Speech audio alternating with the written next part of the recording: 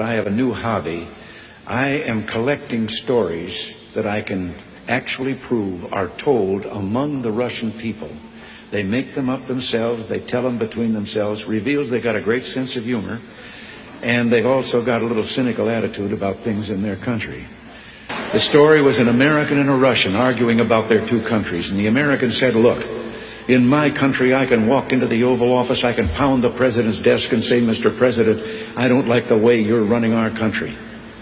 And the Russian said, I can do that. The American said, you can? He says, yes. I can go into the Kremlin, to the General Secretary's office, pound his desk and say, Mr. General Secretary, I don't like the way President Reagan's running his country.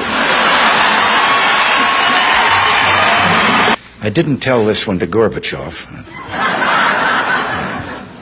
You know, there's a 10-year delay in the Soviet Union of delivery of an automobile. And you go through quite a process when you're ready to buy, and then you put up the money in advance. This man, he laid down his money, and then the fellow that was in charge said to him, okay, come back in 10 years and get your car. And he said, morning or afternoon?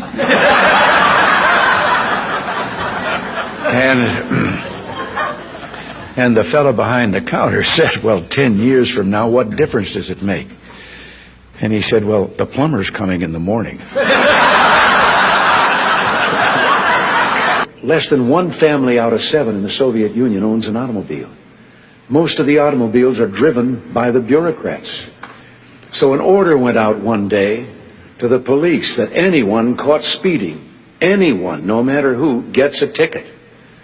Well, Gorbachev came out of his country home, his dacha. He was late getting to the Kremlin. There was his limousine and driver waiting. He told the driver to get in the back seat, he'd drive it. Down the road he went.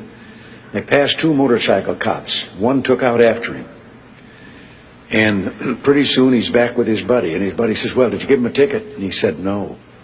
Well, he said, why not? Oh, he said, they're too important. Well, he said, we're told to give anybody a ticket, no matter who it is. Oh, he said, no, this one was, I could. Well, he said, who was it? He said, I couldn't recognize him. But his driver was Gorbachev. One of the heads of state that I met with on this visit told me the story about the 2 fellows in the Soviet Union that were walking down the street, and one of them says, have we really achieved full communism? Is this it? Is this now full communism? And the other one said, oh, hell no, things are going to get a lot worse.